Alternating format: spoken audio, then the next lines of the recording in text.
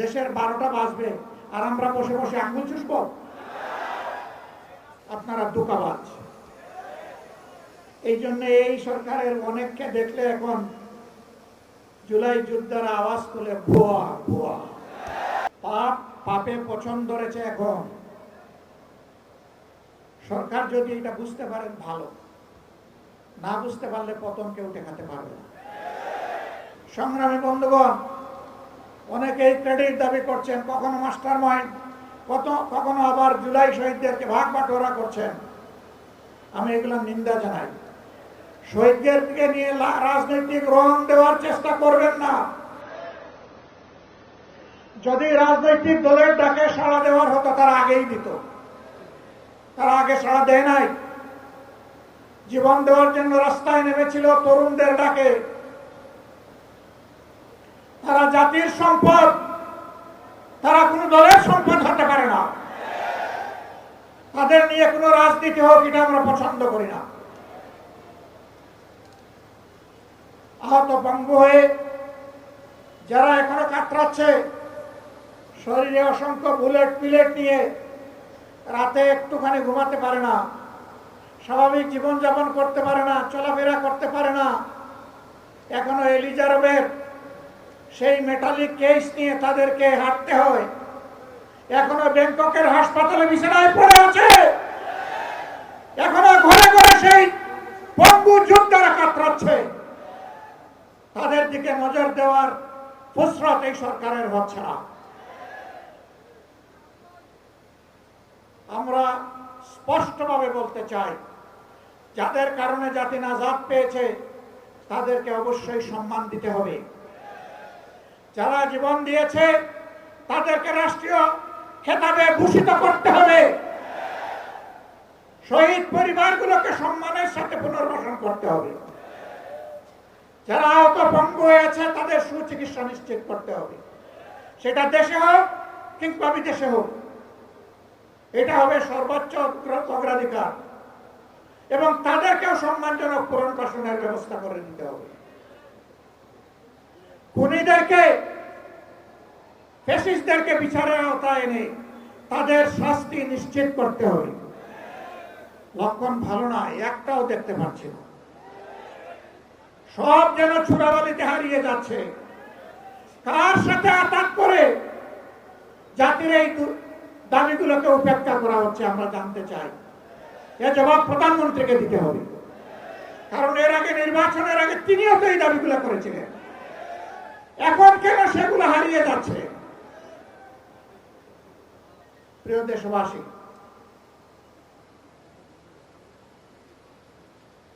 এখানে মুজিবুর রহমান ভূঁইয়া মঞ্জু বলে গেছেন যে যমজ মায়ের 2 সন্তানের মতো একদিনে 2টি ভুল হয়েছে। একই চেহারা, 2 মিনিট আগে আর পরে সিল পড়েছে। এখন এক সন্তানকে মা তার সন্তান হিসেবে ধারণ করে আরেকজনকে অগ্রাহ্য করে, এমন কোন মাকে দুনিয়া খুঁজে পাওয়া যাবে? তাহলে এখন যারা ক্ষমতায় আছেন তারা এই আচরণ করছেন কেন?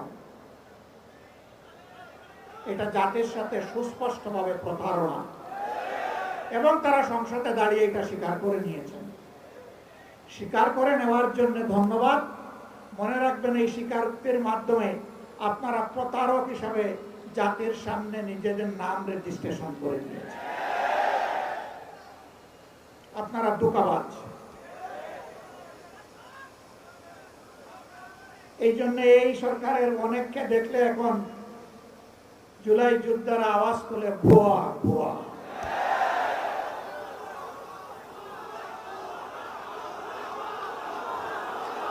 এটা জাতির জন্য লজ্জা। ফ্যাসিবাদী আমলে আপনারাও মজলুম ছিলেন। ফ্যাসিবাদীরা যে সমস্ত জুলুম করেছে, অপকর্ম করেছে, এই 5 মাসে আপনারা সবগুলা রেপ্লিকা, ফটোকপি আপনারা আমাদেরকে দেখিয়ে দিয়েছেন। ফ্যাসিবাদী আচরণ করবেন, আর জনগণ ফ্যাসিবাদী বললে আপনারা আবার রাগ করবেন। একটা রিলস মাঝে মাঝে দেখা যায়, কি রাগ করলেন শোনা,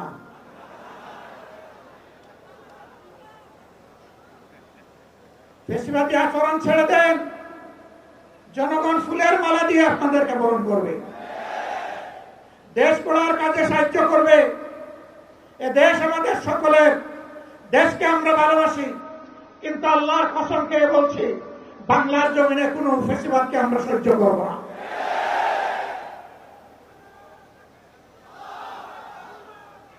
আমাদের গণভোটের গণরায় মেনে নেন। 70 ভাগ মানুষের রায়কে অপমান করবেন না, অপমান করে বাঁচার পথ খুঁজে পাবেন না। জনগণের রায়কে যারাই অপমান করেছে তাদেরকে অপমানজনকভাবে পাল্লাতে হয়েছে।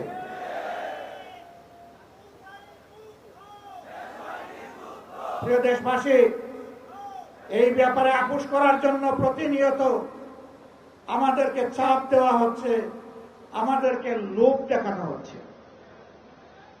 আমরা পরিষ্কারভাবে দেশবাসীকে সাক্ষী রেখে বলতে চাই, আপনাদের গণভোটের গণরায়ের পাহারাদারি আমরা করব ইনশাআল্লাহ। এবং এই দাবি মহান আল্লাহর সাহায্য নিয়ে বিইজনিল্লাহ আমরা আদায় করে ছাড়ব ইনশাআল্লাহ।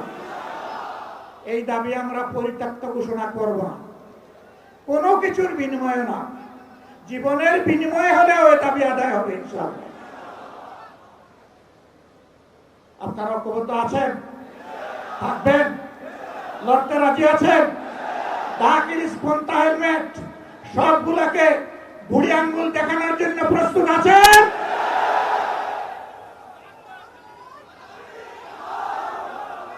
গত 3-4 দিন ধরে বাংলাদেশে শিক্ষাঙ্গনে যা হচ্ছে, শিক্ষাঙ্গনের ছাত্র এবং শিক্ষকরা তারা আতঙ্কগ্রস্ত। সেই গণরুম, গেস্ট রুম, সেই ফেসিবাদ আবার নতুন অ্যাপ্রন গায়ে দিয়ে চলে আসছে কিনা।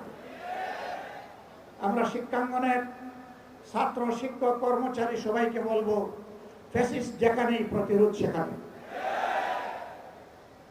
ছাড় দেওয়া হবে না, ছাড় আপনারা দিবেন না।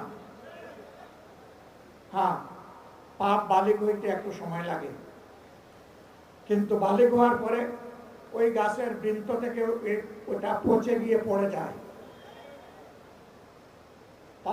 পাপে পছন্দ ধরেছে এখন।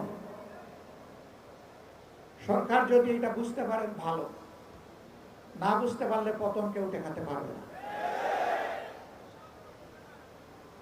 ওনারা বলতে চান মাত্র 5 মাস হলো সরকারের, এত অস্থির কেন আপনারা? আমি পাল্টা প্রশ্ন করতে চাই, মাত্র 5 মাসের ভিতরে জনগণের সাথে এত বিশ্বাসঘাতকতা করলেন কেন? আপনারা যদি বিশ্বাসঘাতকতা না করতেন, আমাদের তো অস্থিরতার কোনো কারণ ছিল না। বাংলা কিউআর, যেখানে নগদ পেমেন্ট সেখানে। সারা দেশে 10 লাখেরও বেশি মার্চেন্টে নগদে পেমেন্ট করুন খুব সহজে। দেশের 12টা বাজবে আর আমরা বসে বসে আঙ্গুল চুষব? এটা হবে না। প্রিয় দেশবাসী, আপনারা প্রস্তুত হন। সব থেকে মনে হচ্ছে আরেকটা অনিবার্য বিপ্লব আসন্ন। এই বিপ্লবের জন্য আমি আপনাদের সবাইকে প্রস্তুতি নিতে আহ্বান জানাচ্ছি। এখানে আমরা যারা বসেছি, অনেকে বয়স্ক, অনেকে তরুণ। বিপ্লবের ক্ষেত্রে বিপ্লব কোনো বয়স মানে না।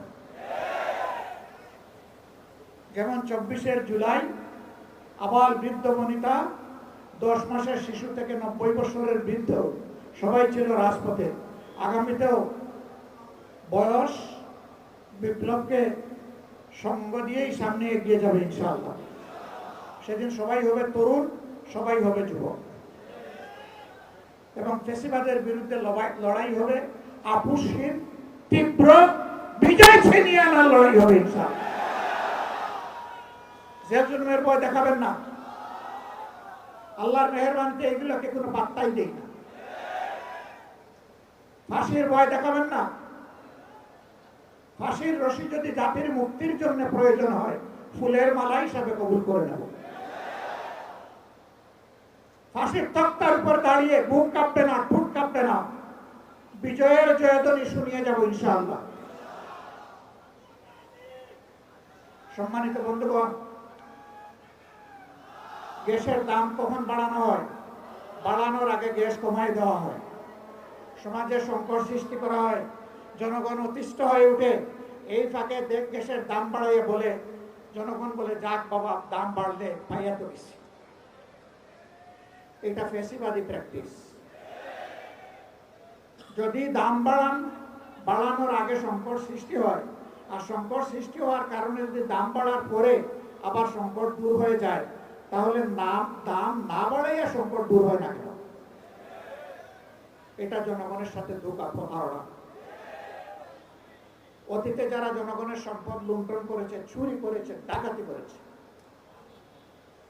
এখন সরকারি দলের দ্বিতীয় ব্যক্তি বলেছেন সেই চুরি ডাকাতি অপরাধের প্রবৃদ্ধি হয়েছে, কোনো পরিবর্তন হয় নাই। এটা আরেকটা রাজসাক্ষী, স্বীকারোক্তিমূলক জবানবন্দি 164 ধারা। ওনারা সংবিধান বলেন তো, এই জন্য একটু সংবিধান বললাম। আসুন আমরা প্রতিজ্ঞা করি, জনগণের দুর্ভোগ যেখানে, সন্ত্রাস যেখানে, ফ্যাসিবাদ যেখানে, জনগণের অধিকার হরণ যেখানে, সেখানেই আমরা অগ্নিগিরি হয়ে জ্বলে উঠবো ইনশাআল্লাহ। কোনো বাধা মানব না, কোনো বাধা মানব না ইনশাআল্লাহ, কোনো বাধা মানব না। আমাদের বিশ্বাস মহান আল্লাহ তাআলার উপরে। জহনিয়ার কোনো শক্তিকে আমরা পরোয়া করি না। কোনো আধিপত্যবাদের কাছে বাংলাদেশ আর মাথা নত করবে না। কোনো শাসক গোষ্ঠী যদি মাথা নত করে, জনগণ তাদেরকে সমুচিত শিক্ষা দেবে। এগিয়ে যাক প্রিয় বাংলাদেশ। একটা নিষ্কলুষ, ফ্যাসিবাদ মুক্ত, মানবিক, ন্যায় এবং ইনসাফের ভিত্তির উপর একটি সম্মানের বাংলাদেশ, মাথা উঁচু করে দাঁড়ানো বাংলাদেশ দেখতে চাই। এ লড়াই চলবে যতক্ষণ পর্যন্ত এই প্রত্যাশা আমাদের পূরণ না হবে। সবাইকে ধন্যবাদ।